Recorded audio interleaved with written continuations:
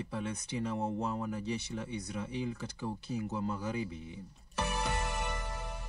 Rais Samia Suluhu Hassan kulihutubia bunge la 13 la Tanzania leo Ijumaa. Ripoti yafichua usafirishaji wa mafuta kwa wanamgambo wa RSF kutoka Libya kwa msaada wa UAE. Habari kamili. Ramallah. Mamlaka ya Palestina imeripoti kuwa wanajeshi wa Israel wamewaua wavulana wawili wa Kipalestina wenye umri wa miaka 15 katika ukingo wa Magharibi unaokaliwa kwa mabavu. Kwa upande wake, Israel imewataja wavulana hao kuwa ni magaidi waliokuwa wakielekea kufanya shambulio. Mauaji ya wavulana hao wawili yametokea wakati ambapo mivutano kati ya walowezi wa Israel na raia wa Palestina katika ukingo wa Magharibi imeongezeka kwa kasi katika wiki za hivi karibuni, hali ambayo imezua shutuma kali na hata ukosoaji wa ndani kutoka ndani ya jeshi na serikali ya Israel. Ukingo wa Magharibi. Wizara ya mambo ya nje ya mamlaka ya Palestina yenye makao yake Ramallah imesema kuwa walowezi wa Israel wameteketeza moto msikiti wa Haja Amida ulioko karibu na mji wa Deir Istia kaskazini mwa ukingo wa Magharibi. Katika taarifa yake, wizara hiyo imeeleza kuwa tukio hilo linakiuka wazi utakatifu wa maeneo ya ibada na linaakisi ubaguzi uliokita mizizi unaowaongoza walowezi chini ya ulinzi wa serikali walioita ya uvamizi. Picha za shirika la habari la AFP zimeonyesha nakala za kitabu kitakatifu cha Qur'an zilichomwa na kuta za msikiti zilichorwa kwa maandishi ya chuki. Katibu mkuu wa Umoja wa Mataifa Antonio Guterres amelaani shambulio hilo kupitia msemaji wake akisema matendo ya vurugu yanayolenga maeneo ya ibada kamwe hayakubaliki. Khartoum. Vikosi vinavyounga mkono mbabe wa kivita nchini Libya Khalifa Haftar vinaripotiwa kusafirisha mafuta kwa njia ya magendo na kuwapelekea wanamgambo wa RSF nchini Sudan kwa niaba ya Umoja wa Falme za Kiarabu UAE. Hayo ni kwa mujibu wa ripoti iliyotolewa jana na shirika la uangalizi la The Sentry lenye makao makuu yake nchini Marekani. Kwa mujibu wa ripoti hiyo, Khalifa Haftar amekuwa msambazaji muhimu wa mafuta kwa wanamgambo wa RSF katika kipindi chote cha vita, hali inayodaiwa kuchangiwa na uaminifu wake kwa serikali ya Umoja wa Falme za Kiarabu. Umoja wa Mataifa umeituhumu Umoja wa Falme za Kiarabu kwa kuipatia RSF silaha, droni na vifaa vingine vya kijeshi, tuhuma ambazo UAE imekanusha vikali. Unaendelea kuisikiliza taarifa hii ya habari za ulimwengu inayokujia moja kwa moja kutoka idhaa ya Kiswahili ya DW. Bonn. Kiev. Jeshi la Urusi limefanya mashambulizi makubwa mapema leo kwa kutumia droni na makombora yaliyoulenga mji mkuu wa Ukraine wa Kiev. Maafisa nchini humo wamesema mashambulizi hayo yalilenga majengo mbalimbali na kusababisha milipuko na moto katika maeneo kadhaa ya mji huo. Meya wa Kiev Vitali Klitschko amethibitisha kuwa watu wawili wamejeruhiwa katika mashambulizi hayo. Kupitia ujumbe aliouandika kwenye mtandao wa Telegram, meya huyo ameeleza kwamba mji wa Kiev upo chini ya mashambulizi ya Urusi na kuwahimiza wakazi kutafuta maeneo salama ya kujihifadhi. Dodoma. Rais wa Tanzania Samia Suluhu Hassan anatarajiwa leo kulihutubia bunge ikiwa ni ishara ya kulizindua rasmi baada ya kukamilika kwa uteuzi wa viongozi wake wakuu wakiwemo waziri mkuu, spika wa bunge na naibu spika. Hotuba hiyo inatarajiwa kueleza vipaumbele vya serikali yake kwa kipindi cha miaka 5 ijayo, ikiwemo mikakati na ajenda za maendeleo, mwelekeo wa demokrasia na juhudi za kuimarisha umoja wa kitaifa. Wananchi, wanadiplomasia na wachambuzi wa kisiasa wanasubiri kwa shauku kubwa hotuba hiyo, hasa ikizingatiwa ukosoaji wa hivi karibuni kuhusu mchakato wa uchaguzi mkuu wa Oktoba 29 pamoja na maandamano yaliyoshuhudiwa nchini humo. Mwisho. DW Dunia Yetu leo asubuhi. Asubuhi hii tumekuandalia mengi, ila haya ni baadhi tu ya utakayoyasikia. Rais wa Tanzania Samia Suluhu Hassan kulihutubia bunge kwa mara ya kwanza kufuatia uchaguzi uliokumbwa na utata. Utasikia pia mivutano inayoendelea huko Mashariki ya Kati kati ya walowezi wa Israel na wa Palestina katika ukingo wa Magharibi, na uhuru wa matumizi ya mtandao wa interneti unaripotiwa kuporomoka nchini Marekani na Ujerumani. Usisahau msikilizaji, tuko mubashara katika mtandao wa kijamii wa Facebook na kwenye chaneli yetu ya YouTube na pia kupitia redio wa shirika mbalimbali huko Afrika Mashariki. Tuandike maoni yako tafadhali kuhusiana na ripoti mbalimbali tulizokuwekea kwenye mitandao yetu ya kijamii ya Facebook na Instagram na ripoti utakazosikia hapa. Tuanze basi huko Tanzania, ambapo Rais wa Tanzania Samia Suluhu Hassan leo anatarajiwa kulihutubia bunge la nchi hiyo kama ishara ya kulizindua baada ya kukamilika kwa uteuzi wa waziri mkuu, spika wa bunge hilo na naibu wake, huku wananchi na wanasiasa mbalimbali wakielezea matarajio yao katika hotuba ya rais. Mwandishi wetu wa Dodoma Deukaji Makomba ana maelezo kamili. Rais Samia atalihutubia bunge hilo la 13 kwa mara ya kwanza mara baada ya kupatikana kwa waziri mkuu, spika wa bunge na naibu wake, huku kukiwa na matarajio kadhaa yanayosubiriwa kwa hamu kubwa na wananchi, ikiwemo kusikia swala la hali ya demokrasia na usalama nchini Tanzania ilivyo hivi sasa. Wakizungumza na DW kuelekea hotuba ya Rais Samia Suluhu Hassan hii leo, wananchi na wanasiasa mbalimbali wanasema matarajio yao katika hotuba hiyo ni kusikia msimamo wa serikali, hasa kuhusu maandamano yaliyosababisha vurugu wakati na baada ya uchaguzi mkuu wa Oktoba 29 mwaka huu, pamoja na mikakati ya kurejesha hali ya kawaida ya usalama kufuatia sintofahamu hiyo. Naitwa Jackson Robert Kabara, Jackie Masamaki. Ni kubwa ni kuunganisha nchi tu, kuunganisha taifa.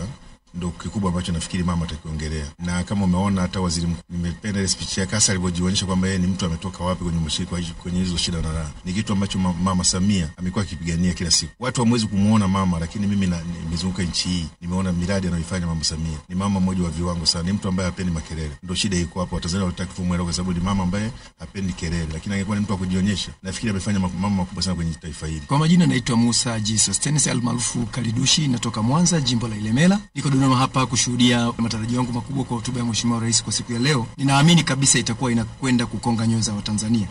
Rais wa Jamhuri ya Muungano wa Tanzania ni taasisi, na taasisi hii inafanya mambo makubwa katika nchi. Leo ninaamini baada ya kuhutubia Watanzania tutakuwa na nyoyo nyepesi, kwa sababu ninaamini tunakwenda kwenye maridhiano kupitia hotuba ya Mheshimiwa Rais wa Jamhuri ya Muungano wa Tanzania. Mbali na wananchi wa kawaida kueleza matarajio yao katika hotuba ya Rais Samia hii leo atakapokuwa akilizindua bunge, na wabunge mbalimbali waliozungumza na DW wanasema kuwa wanatarajia kusikia kutoka kwa kiongozi huyo swala zima la ulinzi na usalama pamoja na huduma za kijamii katika kumletea maendeleo Mtanzania.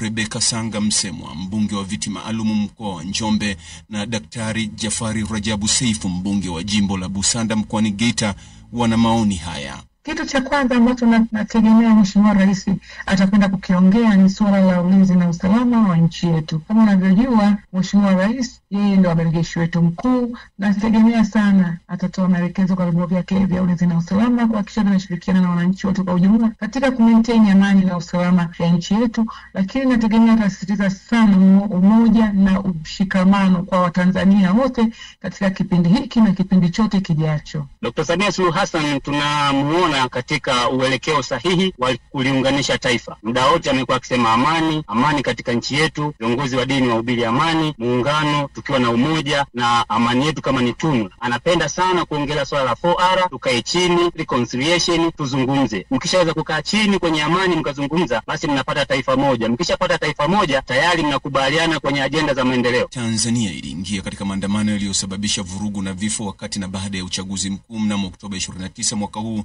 na kuleta mgawanyiko miongoni mwa jamii.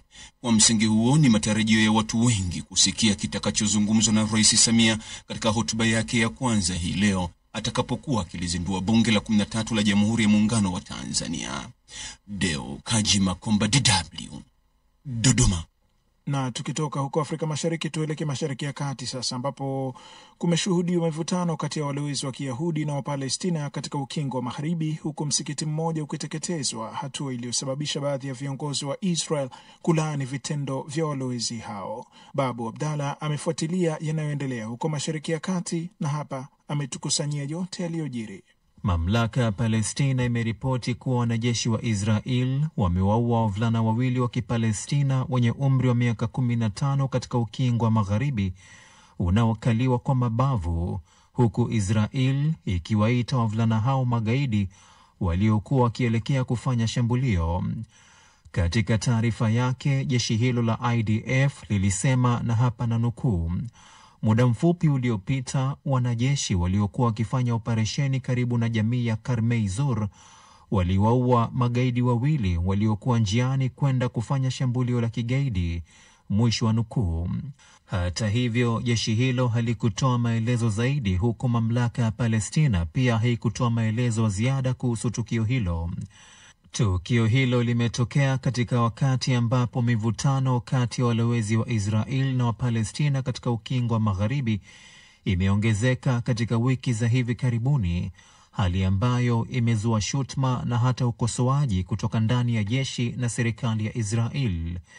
Na katika tukio jingine, wizara ya mambo ya nje ya mamlaka ya Palestina yenye makao yake Ramallah imesema walowezi wa Israel wameteketeza moto msikiti wa Haja Amida ulioko karibu na mji wa Deir Istia kaskazini mwa ukingo wa Magharibi.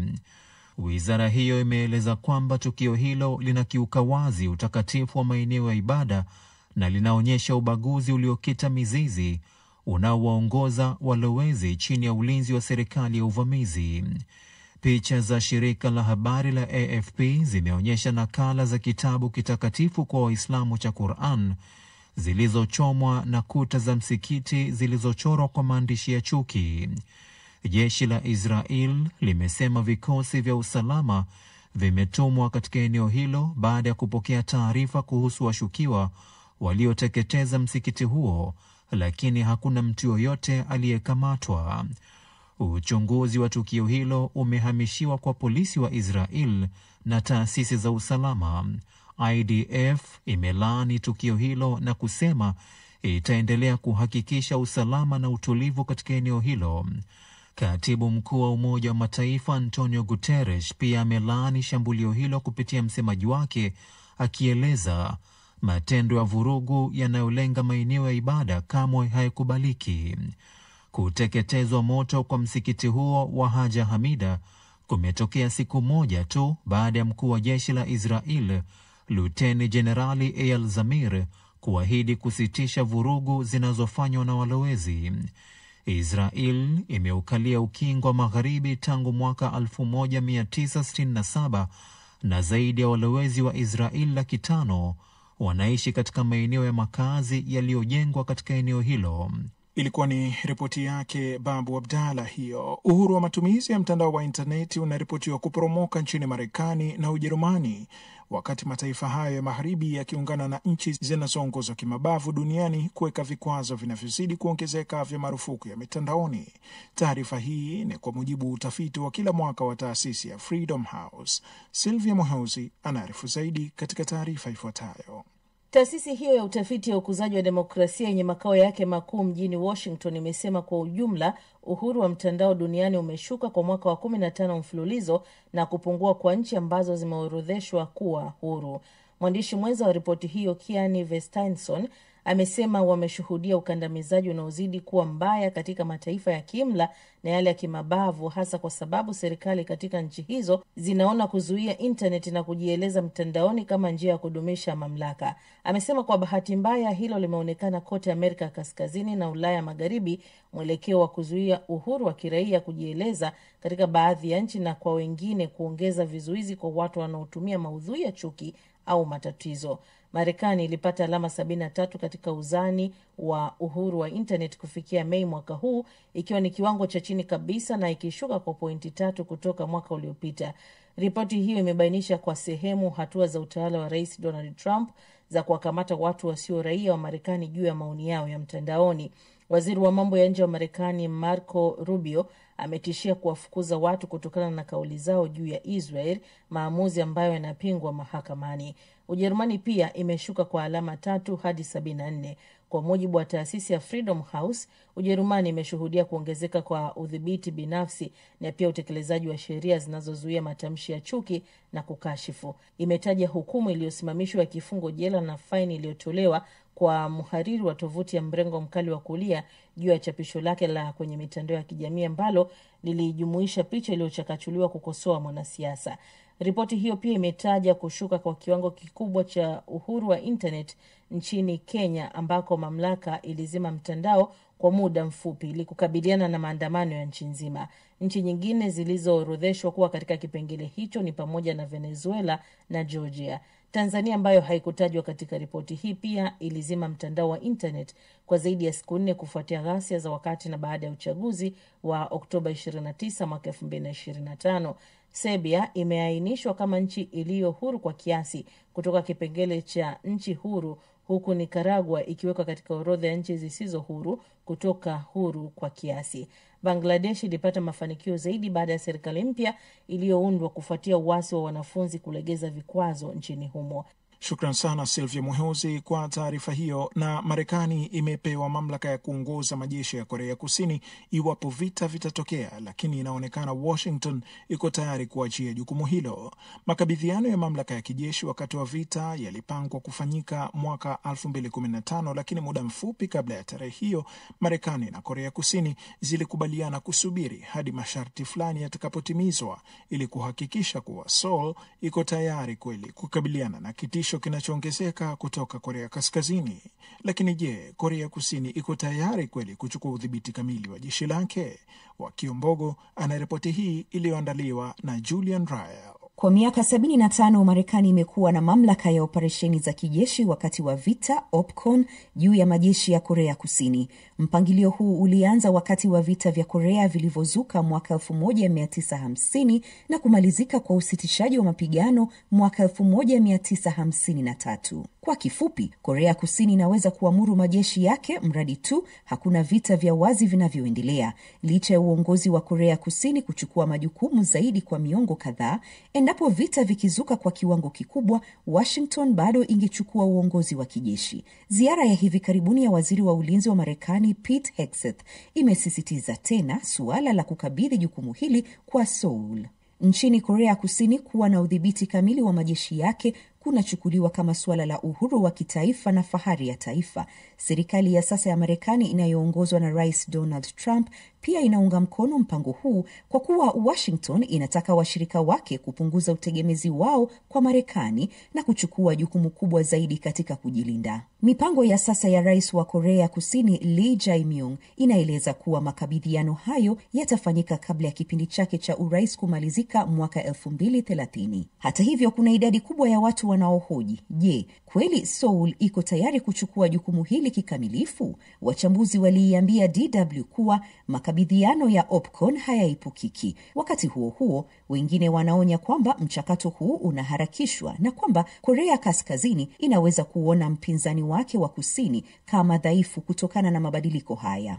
Chun In-bam, jenerali mstaafu wa jeshi la Korea Kusini ambaye sasa ni mshauri mwandamizi katika taasisi ya Marekani ya National Institute for Deterrence Studies, anaonya kwamba makabidhiano yanaweza kufanyika bila masharti sahihi kuwepo kwa sababu watu wengi wanaonekana kuzingatia tarehe zaidi kuliko maandalizi ya jeshi. Anaongeza, ni lazima tukumbuke kwamba Korea Kaskazini bado ni tishio halisi kwa wote. Hata hivyo, Marekani inaona makabidhiano hayo kama hatua muhimu ya maendeleo. Viongozi wa kisiasa wa Marekani pia wameonyesha uungaji mkono wao, huku waziri wa ulinzi Hegseth akieleza msimamo wa Seoul kuwa mzuri na akisisitiza kwamba ushirikiano kati ya mataifa hayo unahitaji tu uongozi wa Marekani katika hali za dharura. Mason Ritchie, profesa wa siasa na uhusiano wa kimataifa katika chuo kikuu cha lugha za kigeni cha Hankook huko Seoul, ana mashaka kama masharti hayo yanaweza kutimizwa kabla ya kipindi cha Rais Lee kumalizika. Kwa kuzingatia uungwaji mkono wa Washington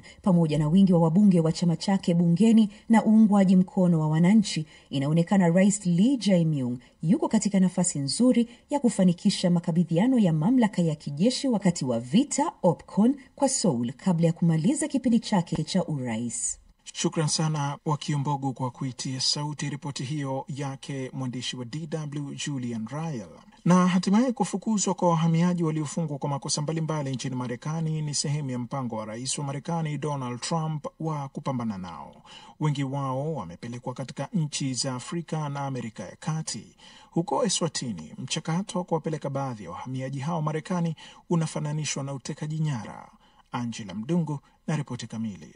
Mwanasheria mashuhuri wa haki za binadamu wa Eswatini Sibuso Nlabati anafananisha kufukuzwa kwa wafungwa 15 kutoka Marekani waliopelekwa katika taifa hilo dogo la kusini mwa Afrika na utekaji nyara. Tangu wafungwa 5 wa kwanza walipofikishwa nchini humo kutoka Marekani kwa ndege ya kijeshi mwezi Julai, mamlaka zimewazuia wanasheria kuwatembelea katika gereza lenye ulinzi wa hali ya juu wanakoshikiliwa. Wengine 10 waliwasili Eswatini mwezi Oktoba na waliwasiliana na wanasheria kupitia ndugu na jamaa zao ili wapate msaada. Nlabati anasema kwa kinachoendelea, Eswatini inashiriki katika kile alichokiita biashara haramu ya ulanguzi wa binadamu au utekaji nyara. Mamlaka za taifa hilo zimetoa maelezo kidogo kuhusu watu hao inaoendelea kuwashikilia kutoka mataifa mbalimbali. Mfungwa mmoja raia wa Jamaica alirejeshwa kwao mwezi Septemba. Mwanasheria Nlabati anasema baada ya kunyimwa ruhusa na mamlaka za magereza, alikwenda mahakama kuu ambapo mnamo mwezi Oktoba ilikubali kuwa wanasheria wa Eswatini wanapaswa kuruhusiwa kuwatembelea wafungwa hao. Hata hivyo, serikali ilikata rufaa dhidi ya uamuzi huo. Nyaraka zilizofichuliwa na shirika la kutetea haki za binadamu la Human Rights Watch na baadhi ya vyombo vya habari zinaonyesha kuwa Eswatini ilikubali kuwapokea wahamiaji 160 kwa malipo ya dola za Kimarekani milioni 5.1 ili ijenge mpaka wake na kuimarisha uwezo wa usimamizi wa mipaka na uhamiaji. Wafungwa walioko Eswatini kutoka Marekani wamewekwa kwenye gereza la Matapa lililo nje ya mji mkuu Mbabane. Kwa miongo mingi gereza hilo limekuwa likiwakilisha sera kandamizi za Eswatini zinazotumika kuwanyamazisha wakosoaji wa watawala na wanaharakati wanaounga mkono demokrasia. Elvis Msibuko ni mfungwa wa zamani aliyeishi katika gereza hilo kwa zaidi ya miaka 20 kwa makosa ya unyang'anyi na wizi wa magari. Anasema maisha kwenye gereza hilo si rahisi na mtu ni lazima apambane ili aendelee kuishi. Eswatini yenye watu milioni 1.2 inakabiliwa na kiwango kikubwa cha umasikini, huku mfalme Muswati wa 3 akiishi maisha ya anasa. Vyama vya siasa vimepigwa marufuku tangu mwaka 1973. Mahakama imekuwa ikitumiwa kama silaha ya kudidimiza haki za binadamu. Mwaka 2023, mwanasheria wa kutetea haki za binadamu Thulani Maseko aliuawa kwa kupigwa risasi. Hadi sasa hakuna aliyekamatwa kwa kifo hicho, jambo linalowatia hofu watu wenye nia ya kuwasaidia wafungwa kutoka Marekani wanaoshikiliwa katika mazingira duni gerezani Eswatini. Na hapo basi ndipo tunapofika mwisho wa uchambuzi wa ripoti zetu. Usiende mbali. DW Utamaduni na sanaa. StreamEast.com ni jukwaa jipya la kimataifa la filamu za Afrika Mashariki lililobuniwa mahsusi kuwawezesha watengenezaji wa filamu kutoka nchi 6: Tanzania, Kenya, Uganda, Rwanda, Burundi na Sudani Kusini. Lengo kuu ni kutoa soko la kidigitali lenye uwazi, ujumuishi na usawa, kuhakikisha filamu zenye maudhui ya kitamaduni, lugha za asili na urithi wa Kiafrika zinapata heshima na nafasi stahiki kwenye soko la kimataifa. Katika makala yetu leo ya utamaduni na sanaa, inaangazia jukwaa hilo jipya na namna litakavyonufaisha wasanii na watengenezaji wa filamu hapa Zanzibar. Mimi ni Salma Said. Karibu sana. Mbona upo hapa muda huu? Swali gani unaniuliza? Lakini uliondoka na wenzio.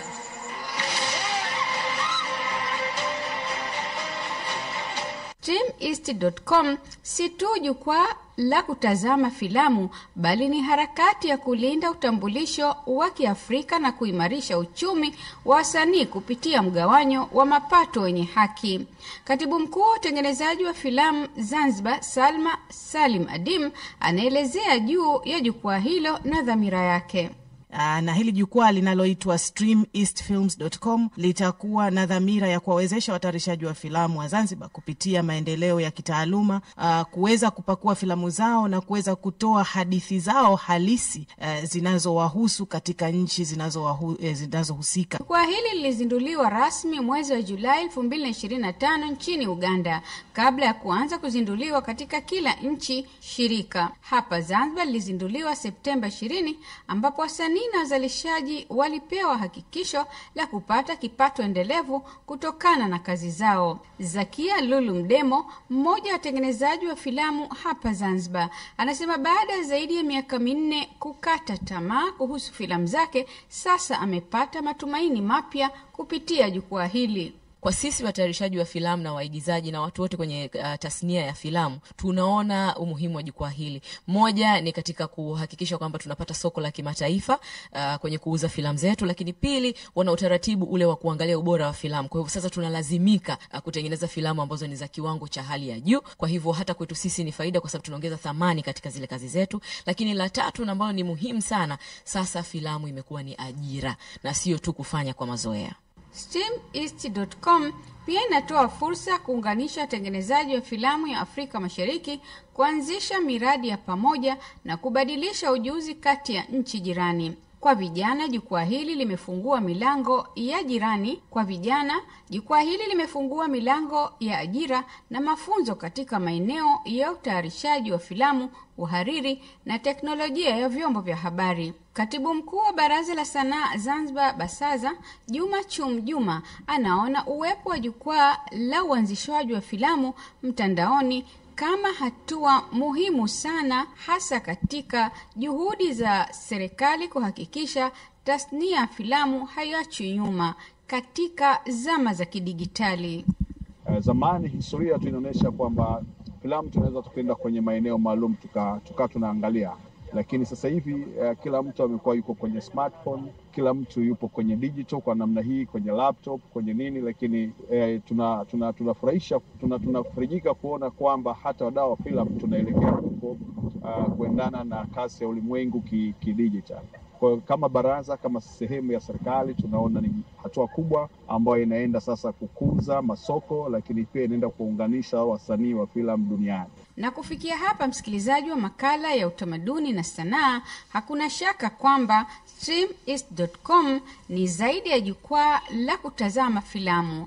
Ni harakati ya kitamaduni na kiuchumi inayolenga kurejesha simulizi za Kiafrika mikononi mwa Waafrika, ili dunia iweze kuiona, kusikia na kuielewa Afrika kupitia macho yao wenyewe. Mimi ni Salma Said, mpaka wakati mwingine, kwa heri.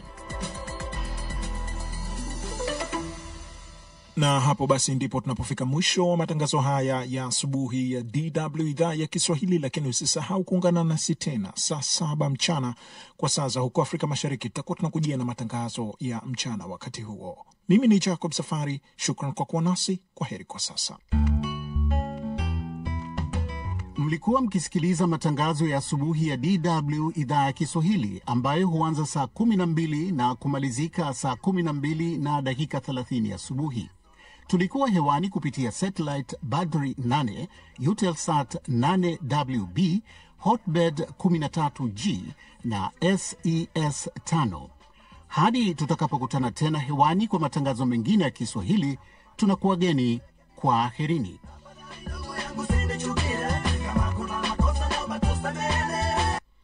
Asante sana, zidi kusonga mbele.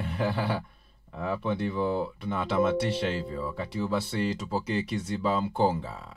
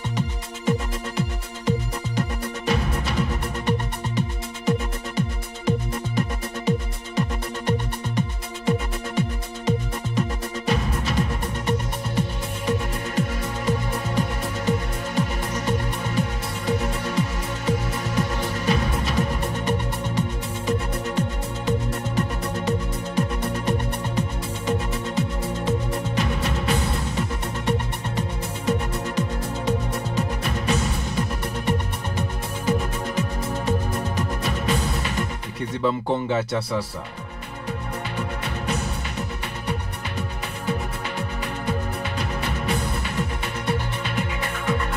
Hela haifuati mtu, hela inafuata thamani.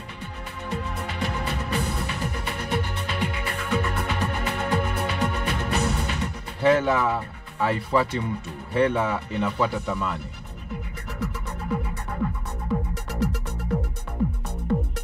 Narejelea kwa mwisho, pesa hazifuati mtu, pesa zinafuata thamani. Itengeneze thamani yako sana kwa jasho na kwa damu, pesa zitakufuata. Wacha kutafuta pesa, wacha pesa zikutafute.